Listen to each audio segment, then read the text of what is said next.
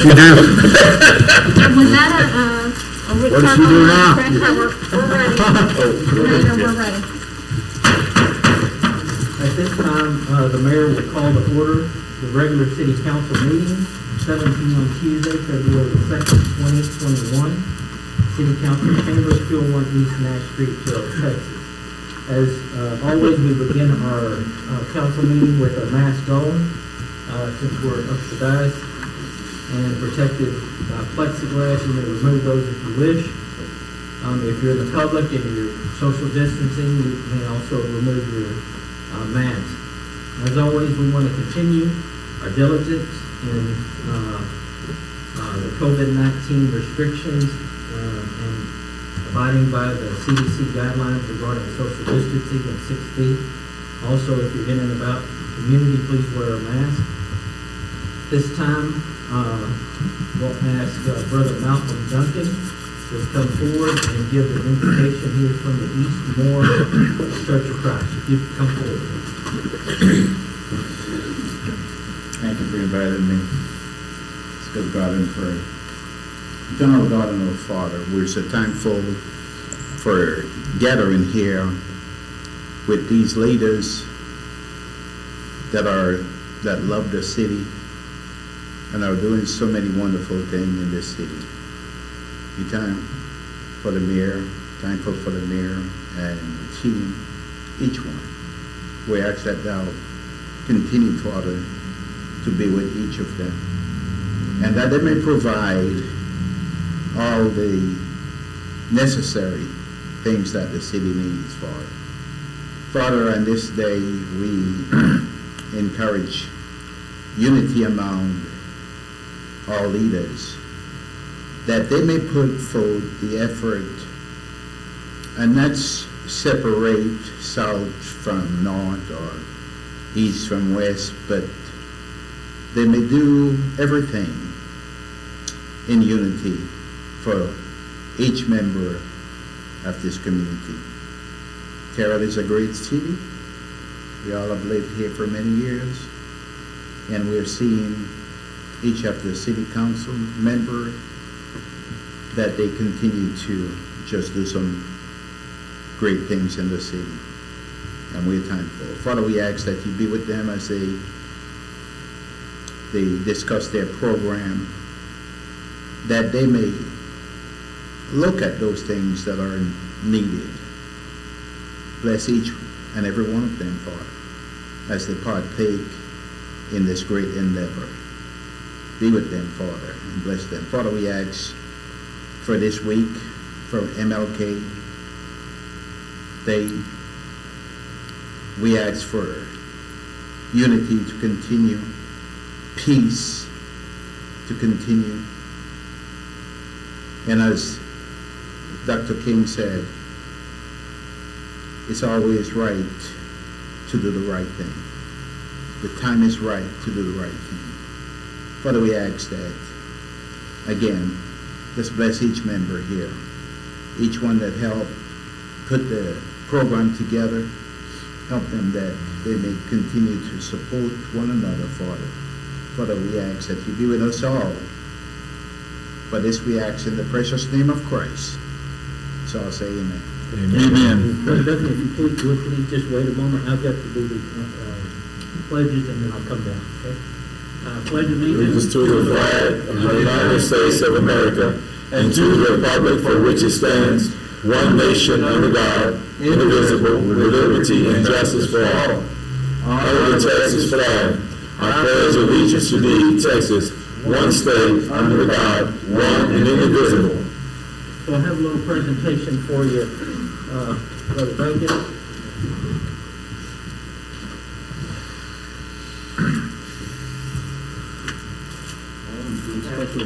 Mayor, council, always want to say our prayer. We always support those commissioners throughout the city. I appreciate it very much.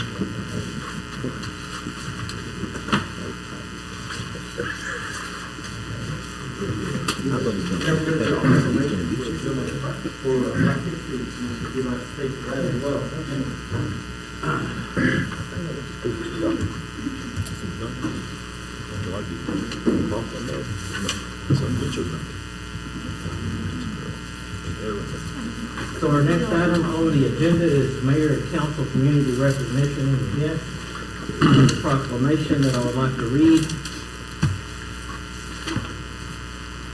And it's whereas Dr. Carter Godwin Watson, an American historian, author, and journalist, created Black History Week, and whereas the celebration was extended to a month in 1976, and whereas special events and presentations are held throughout the city recognizing Black heritage and honoring the many Black leaders who have contributed to the progress of our city, state, and nation, and whereas such knowledge can strengthen citizens' insight regarding human rights, the great strides that have been made in the crusade to eliminate the barriers of equality for minority groups, and the continuing struggle against racial discrimination and poverty. And whereas in 2020, Terrell hosted the Traveling Tuskegee Airmen exhibit at the VFTS Museum, recognizing America's first African-American military pilots who fought in World War II.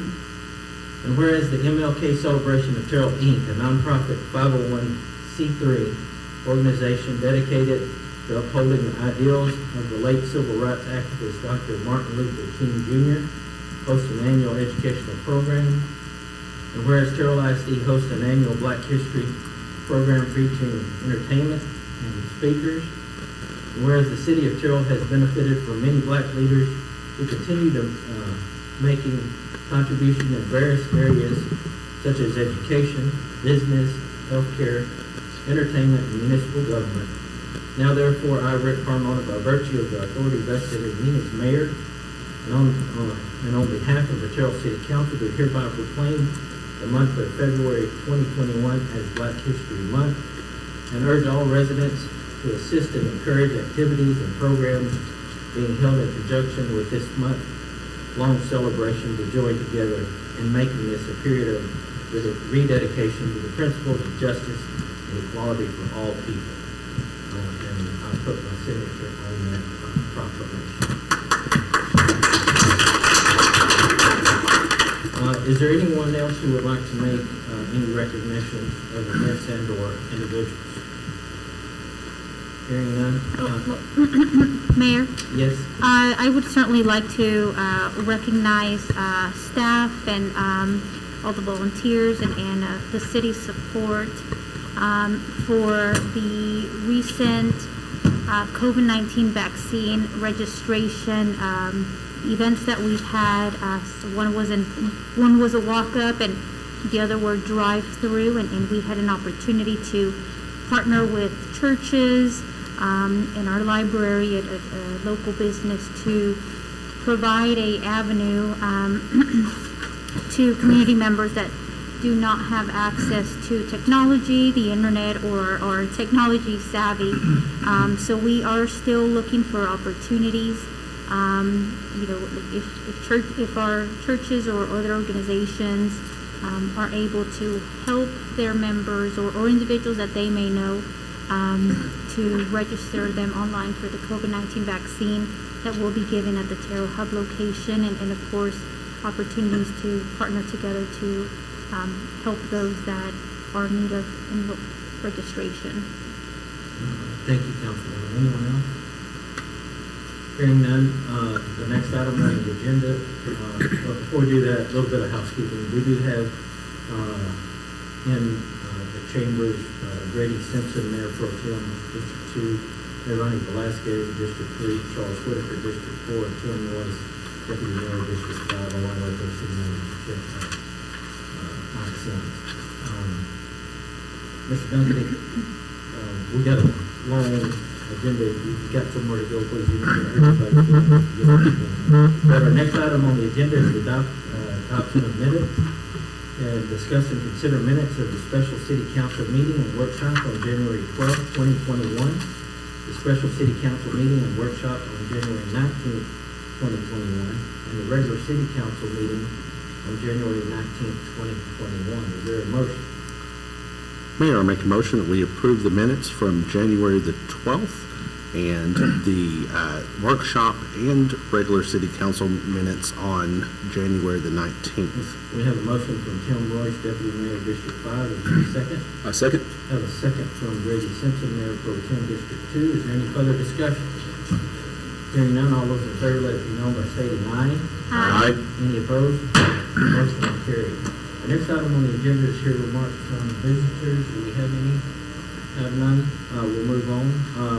The next item on the agenda is discuss COVID-19 update. This will be handled by our Emergency Management Coordinator, Dustin Connor. Are you there? Let's go. What are you selling? For a second. He is. Mike, you want to start us off? And then we'll- Absolutely. There's Dustin. Yeah, he's here. There he is. Dustin, can you give us a mic check? We can't hear you. Can you hear us? Would you not? Keep talking. He left. Well, no, all right, he's done. I'm going to start rolling on this thing here. Okay, how about now? Yes. Okay, sorry about that. So let's, can you hear me okay? Yes. Okay, so let's do the regular COVID update first. Thank you, Don. So 11,885 new cases, that's what was confirmed today. So that number, that daily number, is higher than where we were 2 weeks ago by about 3,000. So we're seeing this kind of weird up and down, just kind of this back and forth pattern. Remember, what we're going to pay attention to is the yellow line, not the pink bar graph. And you can see that we're still kind of down from where we were at our peak, but we're, like I said, we're in this kind of weird ebb and flow of numbers. So you can go ahead and go to the next slide. Here's our hospital data. So this is statewide, not just our region, but you can see our numbers are still up pretty high, but we're on this downward slope. So we're hoping to see that continue to go down. Next slide. So here's some stuff from our local tests. Kaufman County, 490 active cases. There are 90 in the Terrell zip code. 50 of those are in the city limits, and 32 addresses, and 12 of those patients are in a long-term care facility. That's spread across 2 long-term care facilities. It was isolated to a wing, and so we expect those numbers to fall off here pretty soon. Municipal airport testing continues to go on. 4,057 tests to date. That number is actually wrong. It's 4,357. Not really sure what happened there. GoGetTested.com is still a place to register, and the testing, they said they're capable of running through almost 600 every day. They haven't seen that peak, but they have the throughput to be able to do that, and they are taking walk-ups. They prefer to have appointments, but if you know somebody who needs to go get tested, this is a good place to go and do it, and the turnaround is about 48 hours. The hot topic seems to be the vaccine hub that we were partnering with the county on. The registration numbers right now are 17,106 total registrations for the hub operation. 9,400 of those are in the county, and 2,750 of those are in the 75160 zip code. So pretty good registration numbers, and that's up quite a bit in the last 3 days. I think when we went into the weekend, we were less than 10,000. So numbers are still going up for that. Registration can be done at kaufmancounty.net. The little banner that scrolls across the top, you just click it, it'll take you straight to the link. It's very easy to register. I know that there have been a couple of in-person registration events, which is great, and so we're glad to see those people being registered. Next one. So here's the same thing that we saw on the first screen, but for Kaufman County alone. See the blue line that's there in the middle is what we're really watching. We're down below where our peak was, but we're still kind of seeing this up and down, so we're just going to keep watching that. Next slide. And then here's the one that seems to be the most important. It's what tells us whether or not we can come back to 50% or back to 75% open instead of 50%. Trauma Service Region E has seen, I want to say that we are right at like 2 weeks of slowly stepping back down to that 15% number. So we hope to continue to see that. We haven't seen Trauma Service Region reports in the last 2 days, so I'm not sure what they were yesterday or today, but that's how we get that information. I'll pass it on. I think it was the last one. All right. So that's it for the COVID update. I'll take any questions about that, and then whatever else we need to discuss. So does anybody have any questions about the COVID-19 update? Our next item. Mayor, I'd kind of like to ask Dustin, I'm assuming, which doesn't make it correct, but the graph that you showed us there, so you take into account Thanksgiving and Christmas, and then that's why that increased probably, right? Yeah, it's reasonable to say that that's the reason that there was an increase. There's also a reason that the testing numbers, I didn't provide the daily testing numbers just because there's so much data there, but the testing numbers are actually down over the last 3 weeks. So the number of tests that have been completed at our testing site, we were seeing about 400 to 500 in their normal testing window, and this weekend, so Thursday, Friday, Saturday, we only saw just right at 200 total tests completed. And I was talking to one of the staff members out there, and they said it's pretty common across all their sites. They're really starting to see a slowdown in testing as we've gotten away from family events, and people are a little more confident staying in their little circles, so they're not as concerned about getting COVID or getting tested. But yeah, those spikes, I think, were obviously related to social gatherings. All right, thank you. Dustin, I have a question. If you're in the over 65 group, let's just say, and you've already registered, what would be the ballpark idea of when we might be able to get our vaccination? It's kind of hard to say. It really pushes back to the state and the CDC on how much they are releasing the vaccine. So since I have the great responsibility of ordering the vaccine for our provider, Lawson's, I can tell you that we received 500 doses, and the deadline to order for the next week is Thursday. It opens today, so we will place another order for 1,000 doses, which is a standard HubSpot order. We think that we know that we're able to do that throughput down there. So the problem is, with there only being one site servicing the entire county right now, it's just going to be difficult to get people through, right? If you assume that you're going to do 1,000 doses a week at a hub site, and we only vaccinate county members, the people who live in the county, then the expectation is that it's going to take us 100 weeks to do that, right? So, but I think we'll see some other sites stand up. We're definitely going to support that. And help them kind of learn from the things that we've learned from. But I have no idea how to answer your specific question about what to expect, because there's not really a good algorithm for that, if that makes sense. So Dustin, I'll take a swing though at giving you some sense of it.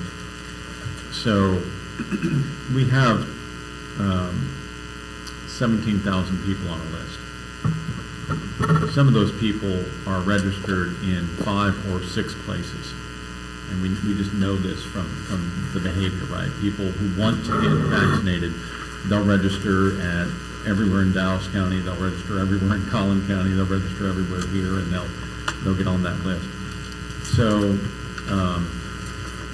if we need to go through 17,000 names, that can take 17 weeks if you're on the list right now.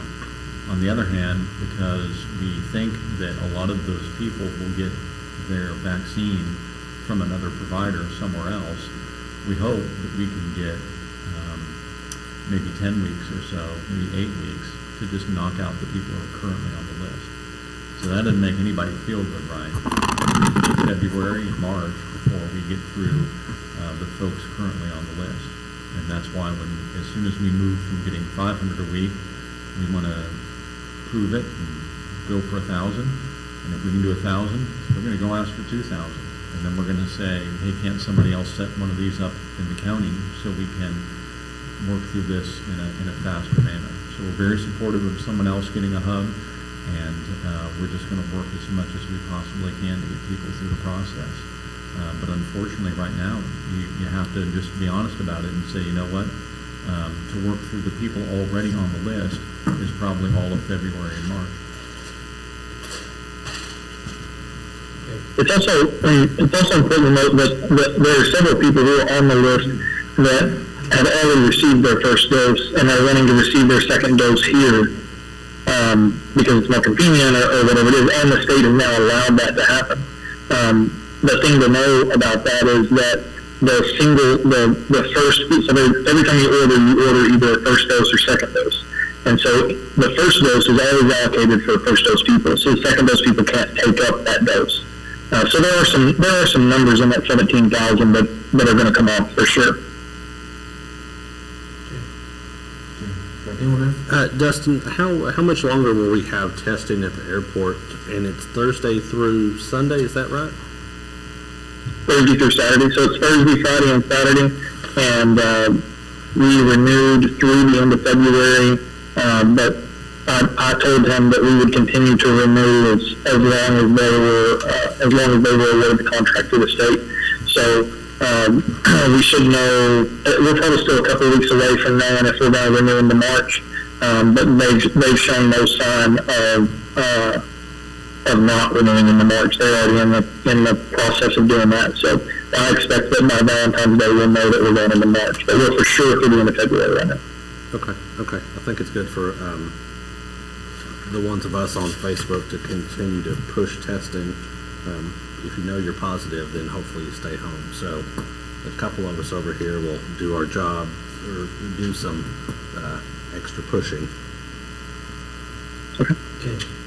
Thank you, Dustin. Now, our next item is to discuss and consider mutual aid agreement with Kaufman County regarding vaccination hub. This is again with our emergency management coordinator, Dustin Connor.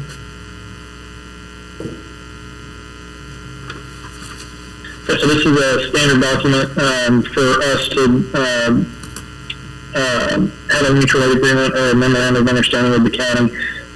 The county is who's bankrolling this operation, and they're also who's going to be able to ask for reimbursement from the federal government. So all this does is just streamlines it. We found out recently that we would not also be able to file our own public assistance request, that our request would have to go to the county. And so one of the requirements for that is to have an MOU in place saying that whatever money we're expending that we're planning on being reimbursed for, we have to ask for our reimbursement through the county. And in the county terms, then we ask for reimbursement from the state and so on. Does anybody have any?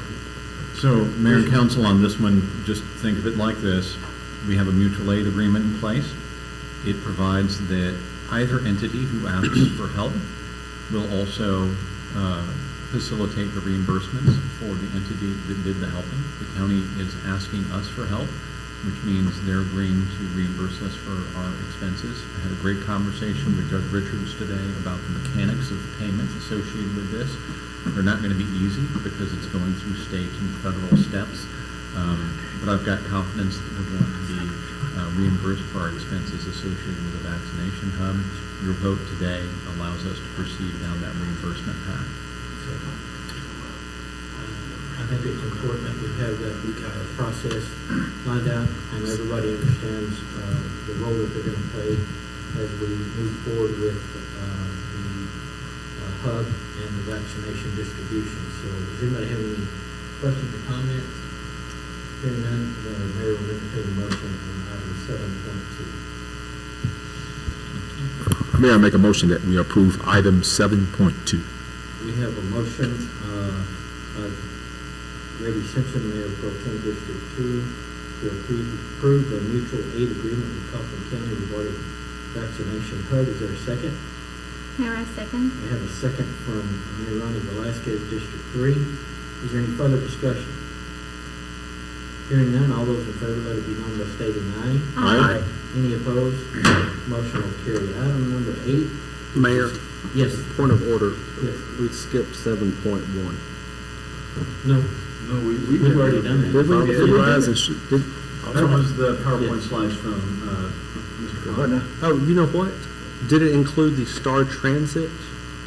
Well, we didn't mention it, but it was. That was your just in there for document. information, so that, Okay. I'd be happy to review that. We had that in there for your information, and we've been sharing this around. Folks who need a ride to get vaccinated can coordinate that for free through Star Transit. Okay, That's I just all see that- that was part of that. Right. Okay, thank you. So, item number 8, Dangerous, isn't point 1, is discuss and consider Terrell Economic Development Corporation Board appointments. Mr. Sims?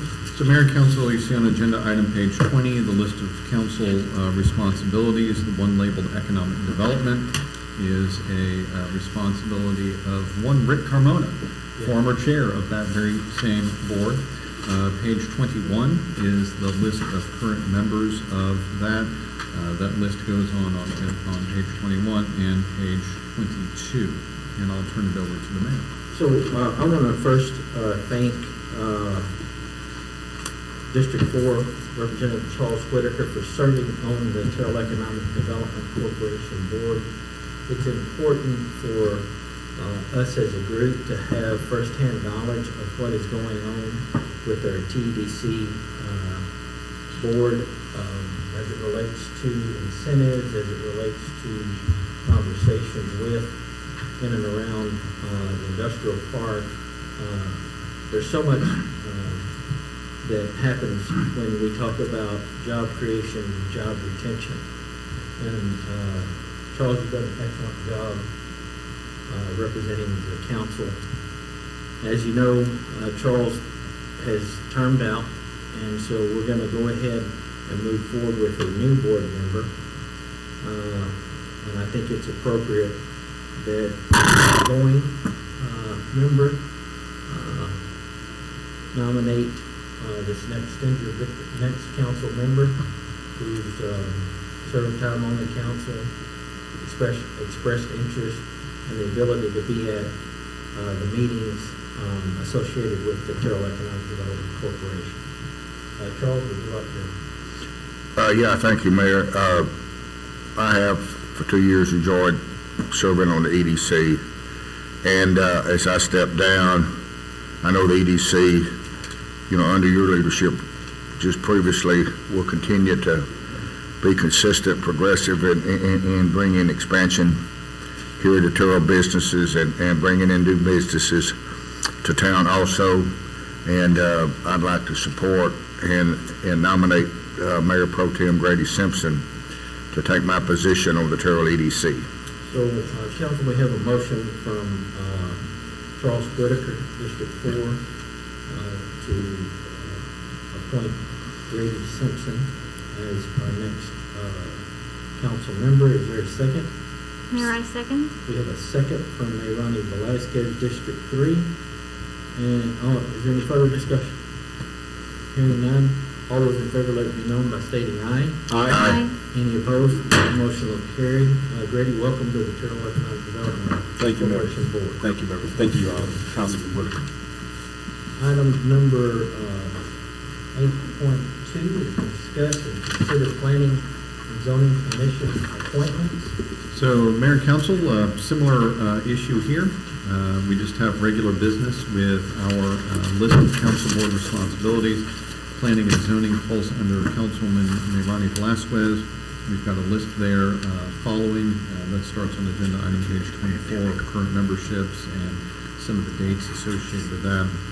You can see, you got your vice chairman coming up next month, Attorney Jones coming up next month. So there's a couple of those that are pending. You've got Danny Stevens, the chairman, coming up next month as well. So a lot on the docket for upcoming planning and zoning commission work. Ms. Velazquez. Yes, thank you, Mayor. And really, for items, could we take up both items, the 8.2 and 8.3? So the council, They're separate boards, I think yeah, we're going to. let's do one at a time. No, So- we'll need to do those separately. So at this time, the councilwoman would like a motion to table, or are you making the motion to table? No, yeah, I would like to table item 8.2. Okay, so, Next meeting. we have a motion. Do you want it to go until the next meeting, or do you have a date in mind, or next date? Next meeting should be just fine. I Is that just need to make February one Let's follow-up call. clarify, not the workshop, maybe the 16th, is that okay? Oh, is that, Because we got a 9th and a 16th coming up, Yeah, the so. the regular the meeting. 16th, the next Next regular regular meeting. meeting. 16th, the Of the regular 16th. meeting, yes. Okay, so we have a motion for Mayor Ronnie Velazquez to table item number 8.2 until our next regular meeting, which is February the 16th. Is there a second? I second. A second from Jay Simpson, Mayor Pro Tem District 2. Is there any further discussion? Hearing none, all those in favor, let it be known by stating aye. Aye. Any opposed? Motion carries. That item will be tabled. Item number 8.3 is, again, discuss and consider zoning board of adjustments and appointments. Is there a motion to table? Mayor, I make a motion to table item 8.3 to the February 16 council meeting. We have a motion from Ronnie Velazquez, District 3. Is there a second? I second. Have a second. Grady Simpson, Mayor Pro Tem District 2. Is there any further discussion? Hearing none, all those in favor, let it be known by stating aye. Aye. Any opposed? Motion is carried. Item number 9 is to discuss and consider resolution number 1009, a resolution of the City Council of the City of Terrell, Kaufman County, Texas, calling a general election for City Council District Number 2 and a City Council District Number 4 to be administered by the Kaufman County Election Officer on Saturday, May the 1st, 2021, for the purpose of electing a council member for District Number 2 and a council member for District Number 4 for a 3-year term, designating the polling places and filing deadlines, ordering notices of election to be posted and published as prescribed by law in connection with such election and providing an effective date. City Secretary Don Stott. Mayor and Council, Resolution Number 1009 calls a general election for the Terrell City Council District Number 2 and District Number 4 to be administered by the Kaufman County Election Officer on Saturday, May 1st, 2021, and also designates the polling places and filing deadlines. The deadline to file an application for a place on the ballot is Friday, February 12th, 2021 at 5:00 p.m. And early voting will begin on Monday, April 19th, 2021, and go through Tuesday, April 27th, 2021, and I'll be happy to answer any questions. Does anybody have any questions of the City Secretary? Hearing none, need a motion on Resolution 1009. Mayor, make a motion to approve Resolution 1009. We have a motion from Terrell, Deputy Mayor John Todd. Is there a second? And a second, Charles Whitaker, District 4. Is there any further discussion? Hearing none, all those in favor, let it be known by stating aye. Aye. Any opposed? Motion is carried. Item number 9.2, discuss and consider resolution number 1010, a resolution of the City Council of the Terrell City of Terrell, Texas, approving the contract for election services between the City of Terrell and Brenda Samples, tax assessor collector of Kaufman County, serving as county election officer, to conduct the city election scheduled for May 1, 2021.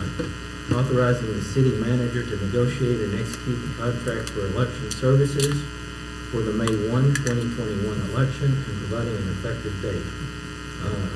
Again, City Secretary Don Stott. Mayor and Council, Resolution Number 1010 approves the contract for election services between the City of Terrell and Kaufman County to conduct and administer the city general election on May 1st, 2021.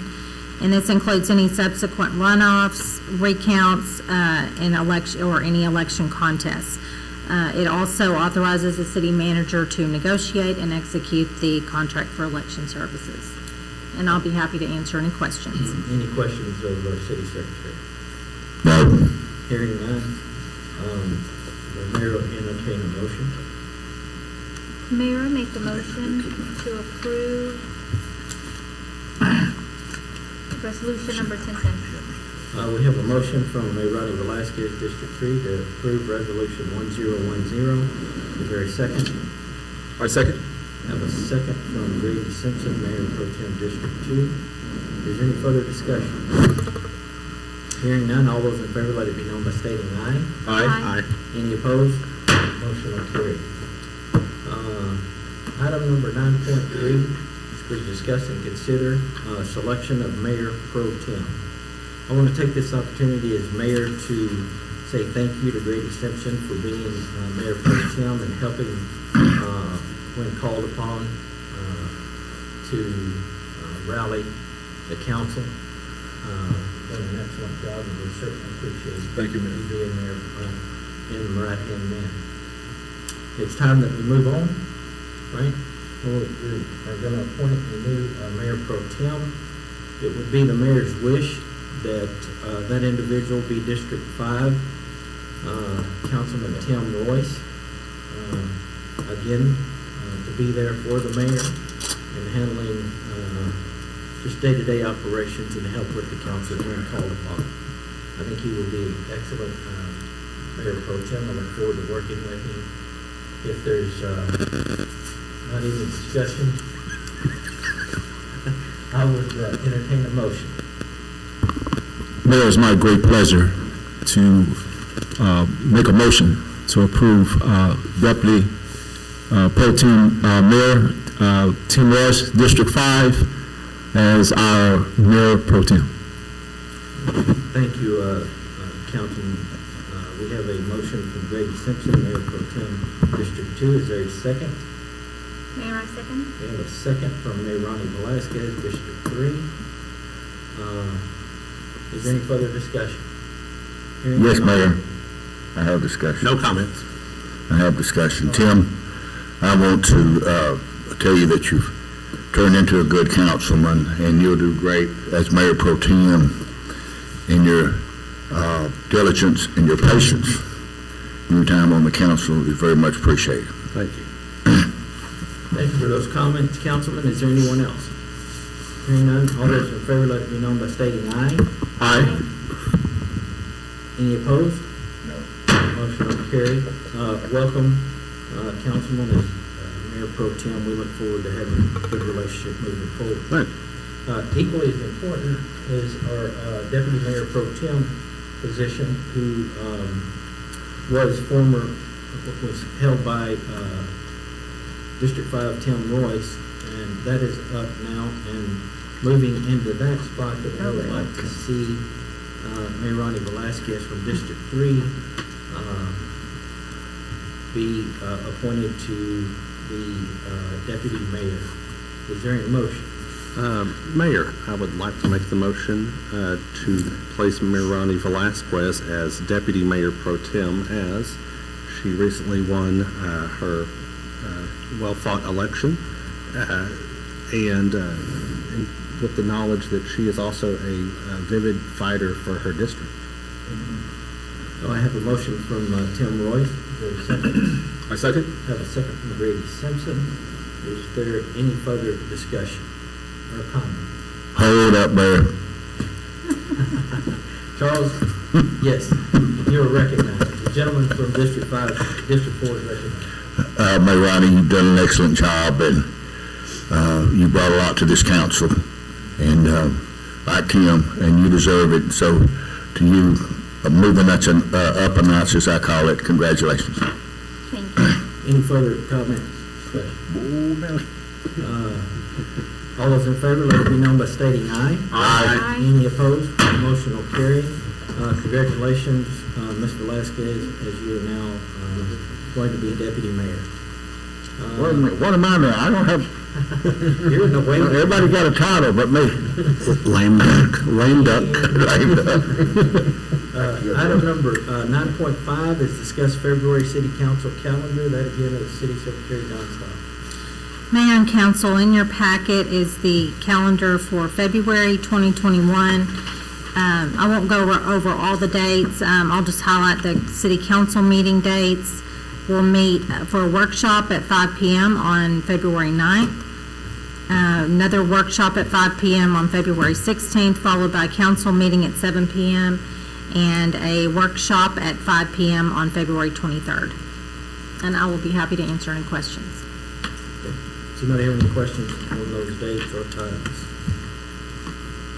Thank you, Don, for that briefing. Our next item on the agenda, we're going to, if I could, on resolution number 1006, the mayor would like to table that item. What is that? I'm asking for a motion. Mayor, make a motion that we table 1006 until the next regularly scheduled meeting on the 16th. Thank you, Councilman Royce. I have a motion from Councilman Royce. Is there a second? A second. Have a second from Grady Simpson, District 2. Is there any further discussion? Hearing none, all those in favor let it be known by stating aye. Aye. Any opposed?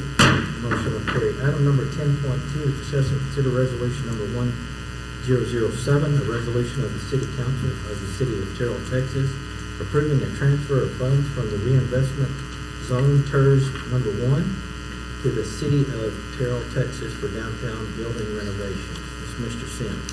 So, Mayor and Council, as you know, about a year ago, we worked through the process of using our tax increment refinance zone to take some of the money that's been coming in from the Crossroads project and invested in the what people might have called the Chapman Building downtown. We made that purchase. We're happy to have that. We've been working through the process of doing some master planning with that. And in the way of doing that, we did discover that there is an original historical name to that building. It's actually the Muckleroy Building. It was originally a one-story building called the Muckleroy Hardware Building. And as many of you know, subsequently, the second and third floor to that building, and they turned it into a JCPenney's for a little while. You can go find some historic photographs where you can see where that was at JCPenney's. It was changed into a furniture store after JCPenney's left it, and then it spent a considerable amount of the last 20 years or so kind of suffering from what I would say was just relegated to a very minor use, and really suffered some flooding at one time and suffered from some deterioration inside of it. One of the things that our original examinations by our architect and engineer team was that the application of that false front on there was really done in a way as to make basically that entire front of the building an unusable mess, and there's just no friendly way to say it. We're going to have to remove that entire front facade and have basically no front wall, and then reconstruct that whole thing from there. We knew when we acquired it that there was a risk of that. We knew that the second and third floors were very dilapidated and probably needed to come out. So there's a lot of work ahead of us there. We've been giving regular reports to your tax increment refinance zone about this. We stand by the idea that this is going to be a great home for a British-themed museum that we can bring into downtown. It will be great for our tourism to be able to bring those folks downtown. Right now, those folks are going to the airport, so they'll drive up State Highway 34, they'll turn on airport, they'll turn on Silent Wings, they'll walk around, they'll enjoy the museum, and then go home. And the idea here has been to put that tourist attraction right smack in the middle of downtown, so that they've got a park and they've got to walk around downtown and hopefully go shopping and find some other things to do in a wonderful downtown Terrell. So that's the idea behind the Muckleroy Building. This step in what will be a lengthy process is to approve the contract with the architect. We brought this forward again to the TIF board. As you can see from the resolution, they went through their process of analyzing this. It does match in with a long-term plan for the tax increment refinance zone. and they approved a transfer of $400,000 from the TIF to the city of Terrell. Part of that will be the not to exceed $340,000 for the AIA contract with Mark Thacker, AIA. And then the remaining for additional professional services, we know for sure we've got some specialty engineering analysis that needs to be done in there, some testing of materials in there that needs to get done. So lots of work still ahead for that. There'll be some asbestos testing that needs to get done in there as well. So plenty of work on the additional. So that $400,000 would come to the TERS, to the City Capital Improvement Fund.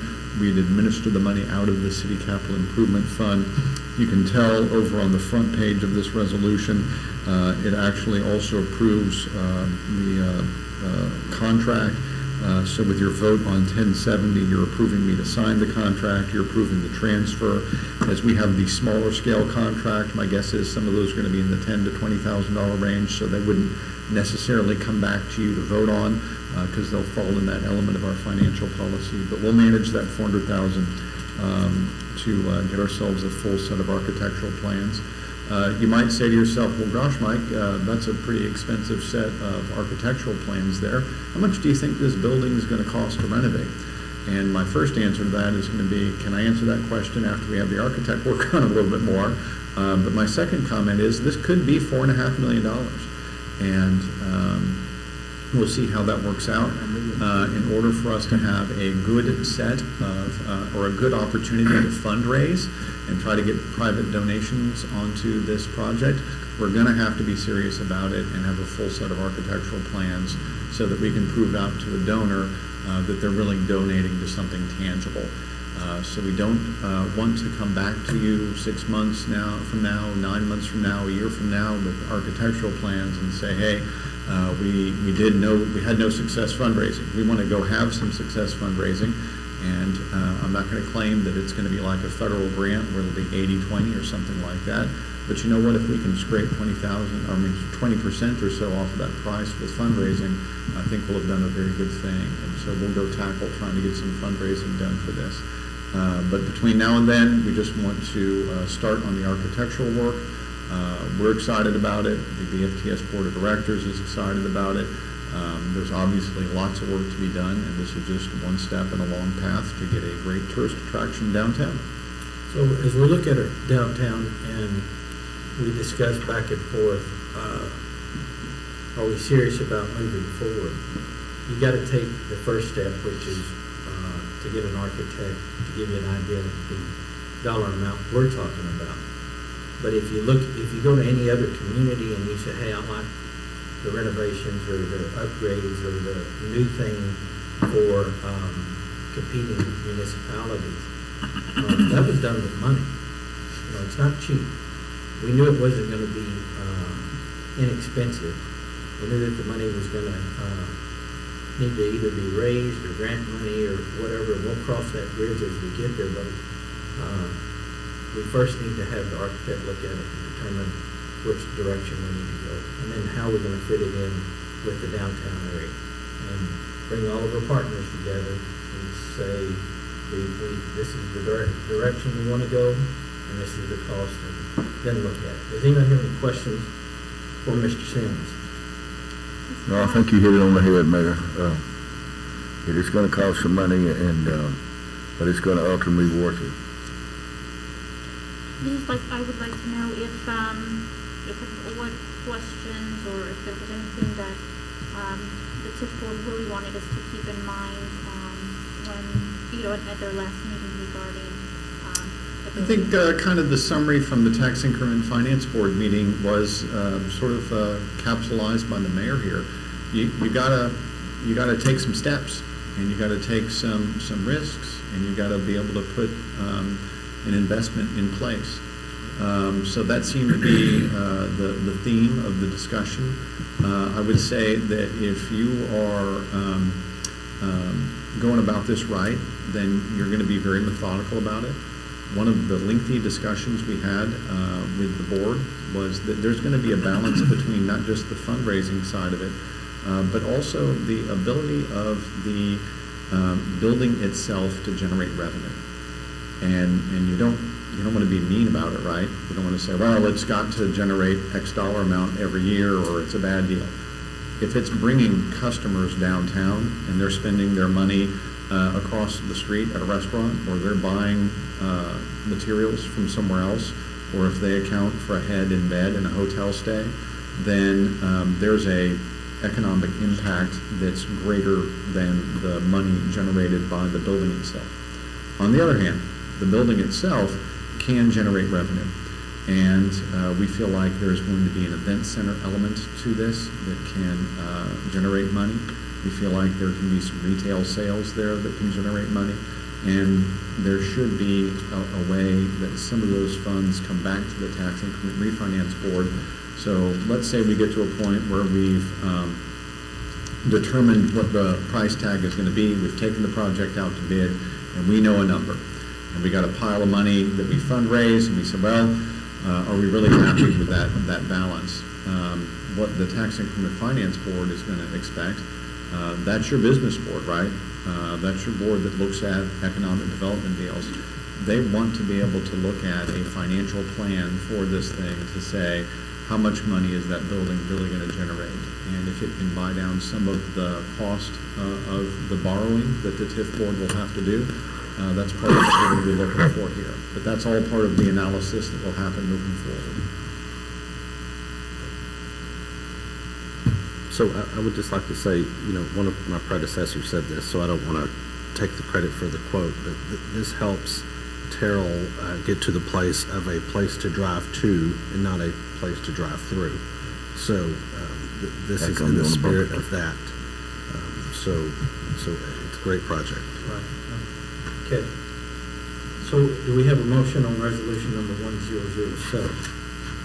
Mayor, I make a motion that we approve Resolution 1007. We have a motion from David Simpson, District 2. Is there a second? Second. I have a second from Charles Whitaker, District 4. Is there any further discussion? Hearing none, all those in favor, let it be known by stating aye. Aye. Any opposed? Motion is carried. Item number 10.3, discussion, consider resolution 1012, a resolution authorizing continued participation with the Atmos City Steering Committee and authorizing the payment of 5 cents per capita to the Atmos City Steering Committee to fund regulatory and related activities related to Atmos Energy Corporation. City Manager, City Secretary. Mayor and council, this is something that we renew annually. Most municipalities have retained original jurisdiction over gas utility rates and services within municipal limits. The Atmos City Steering Committee is composed of 178 municipalities in the service area of Atmos Energy Corporation. Because Atmos has no competitors, regulation of the rates that it charges its customers is the only way that cities can ensure that natural gas rates are fair. ACSC protects the authority of municipalities over the monopoly natural gas provider and defends the interests of residential and small commercial customers within the cities. Basically, resolution number 1012 authorizes the continuation of the city's membership in ACSC. It authorizes payment of the city's assessment to the ACSC in the amount of 5 cents per capita. And it also requires notification that the city has adopted the resolution. And I will be happy to answer any questions. Does anybody have any questions for Dawn? Hearing none, this is a consider item. So resolution number 1012, is there a motion? Mayor, I make a motion that we approve resolution 1012 as presented. We have a motion from Tim Royce, Mayor Pro Tem, District 5. Is there a second? A second. We have a second from Mayrani Velasquez, Deputy Mayor, District 3. Is there any further discussion? Hearing none, all those in favor, let it be known by stating aye. Aye. Any opposed? Motion is carried. The next item on the agenda is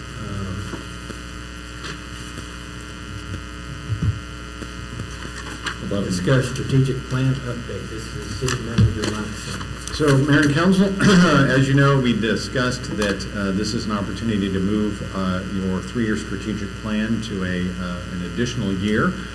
So we're moving off of 21, 22, 23 fiscal years, and we're moving to FY22, FY23, and FY24. That 3 years is going to be a very interesting 3 years, because I'm going to call that the getting over COVID-19 period of time. Maybe a leap year. Yeah, it's been a little strange this year, and we think that's going to continue for a little while.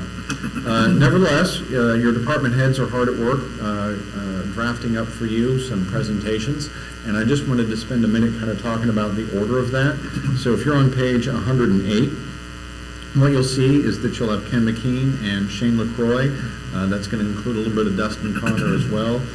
You'll have myself, a little bit of Dawn and Allison talking to you as well on some of the items in the city manager and city secretary shop.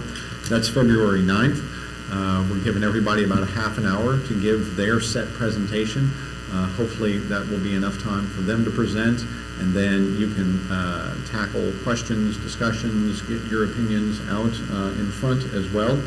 February 16th, just two directors there.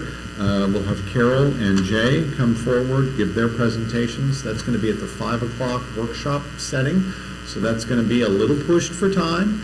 But you know what? If we run a little bit late, that's all right. We'll manage it between 5 and 6. And if we've got something that doesn't get discussed as much, then we'll just move it to the next meeting. It'll be okay. February 23rd, that's a day without a regular city council meeting, so that's a little bit more freedom there. I've put what will be some fairly weighting items there, because Steve Rogers and Mike McKess are going to have a lot to say about engineering and utilities. And then, even though I've been trying to keep Glenn in front of you over and over again, you've seen a lot of Glenn in the last 2 months, from stormwater to parks to roads. I want Glenn to have his fair shot with you to talk about all of his items under public services. March the 2nd is before a regular city council meeting, so I'm trying to keep that one a little more constrained. That's municipal development with Charles Fenner, and library/IT with Becca. Again, we'll get in what we can get in before the regular city council meeting. If we need to push something over, that's okay. March 9th is just another round of council discussion on it, so you can kind of take a deep breath. That's a meeting where you don't have a regular city council meeting afterwards, so you've got plenty of time that evening to just start at 5 and just roll with it and tackle whatever you need to do. So I'd say I'm going to ask Allison, since she's here, to make sure we resend out to you with an email the strategic plan that's our current strategic plan that we adopted last year. She'll send out for you the accomplishments from our directors from FY20. That's actually pretty impressive, given that we were fighting through COVID the whole time. And then I've got a couple of tweaks to make on those themes that I showed you last time around. So if you'll give me a day or two, I'll tweak the themes. We're going to add a 5th theme associated with quality of life. I think that's where we really need to be going right now, to make sure that we're doing everything we possibly can on quality of life. I've been having this discussion with some of y'all, and some of you have heard this, some of you have not. I want you to be thinking about the reaction to COVID along these lines. You might be an employee in downtown Dallas, and you might say to yourself, now wait a minute here. I've been renting this apartment, and I don't have to live close to my employer in downtown Dallas anymore, because they told me that I'm just telecommuting all the time now. Well, now I've got a whole pool of people who maybe they just want to be kind of close to their employer in downtown Dallas, and they just want to find a nice place to telecommute from every day. Well, by golly, I think we can be a great home for those folks. And I think that we should have strategies and plan in place to make our city a place where, when you decide that you could live anywhere sort of generally kind of close to Dallas and occasionally go into the office, that by golly, we should be a great home for you. Yes, sir. We should be a great home for that person. Now, I got to look at that as opportunity, but then you got to look at threats, right?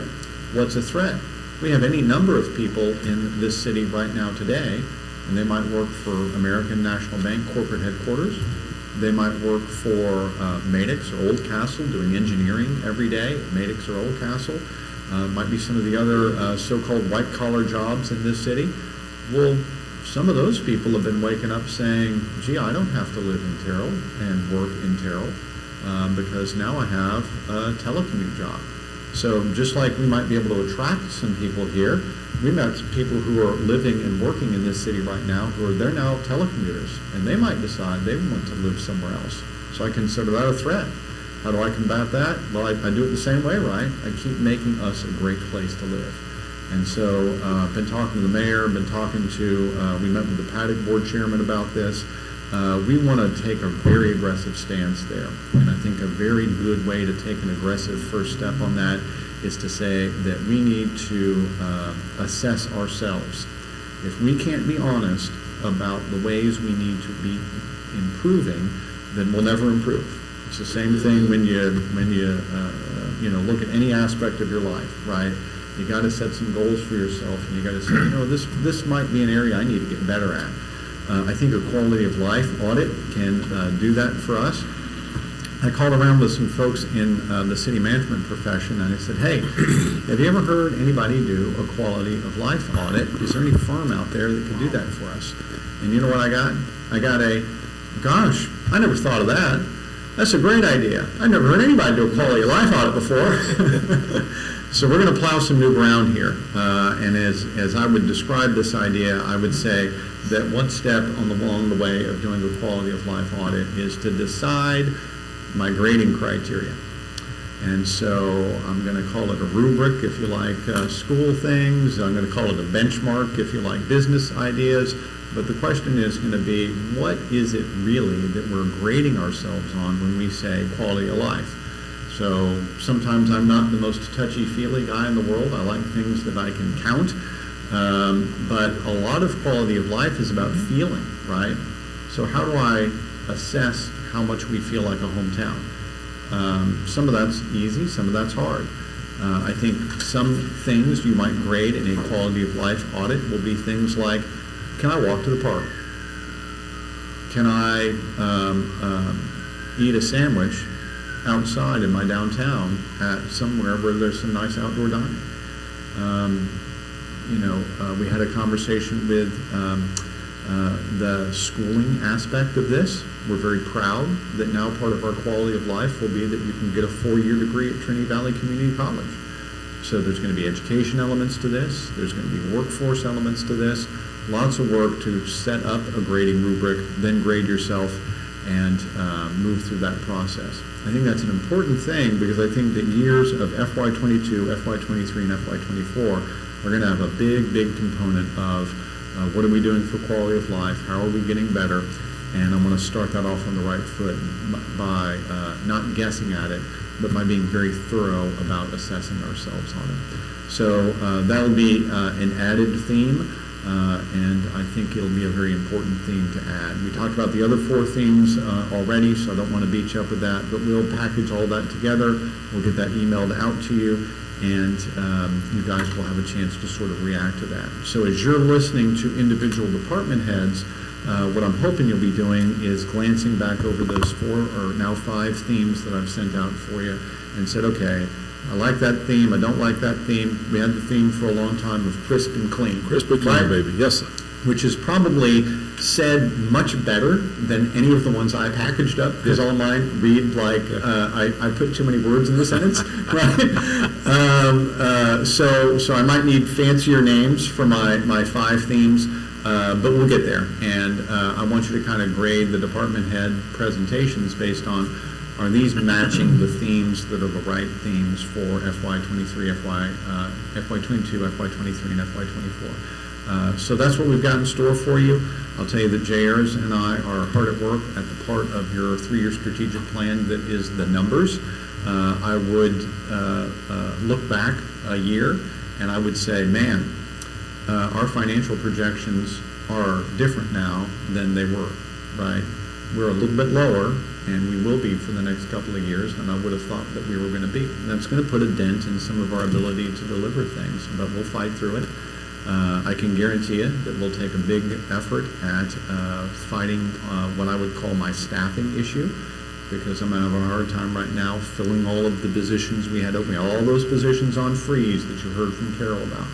I'm having a hard time filling those, and I don't know if that's a salary level issue or something else, but we're going to work on that issue on the labor side of it. And then you better believe that if I'm going to show you a robotics presentation about streets, that there's going to be a major element on the financial side of this 3-year plan of how are we going to set ourselves up to accomplish the financial goals that are embedded in that streets presentation that we provided for you. We said, hey, we're at this dollar amount now, we need to get to this dollar amount in the future, and it's my responsibility to bring you a financial plan that shows what we'll have to do to achieve that. And I would say that's going to be a challenge, but that's the financial side of what's being worked on right now. So that's a little overview about where we stand. I just wanted to give you a sense of expectation. We're always happy to listen to you about your ideas that we can get embedded in the 3-year strategic plan. My suggestion for you is you get those emails from Allison and from Amira about our written drafts. Start making notes on them, start writing it down, write hell no in red on it if you want to, write a big green check mark with a yes, I love that on there if you want to. Write me a note, say, hey, it looks like you forgot this. Whatever your feedback is, we're happy to take it because this ought to be your 3-year strategic plan. Everything you see from staff is going to be our suggestion to you, and you're the judges of that. You're the ones who need to look at it, evaluate it, and say, hey, we like it, or hey, we want to have this thing go a little bit different of a direction.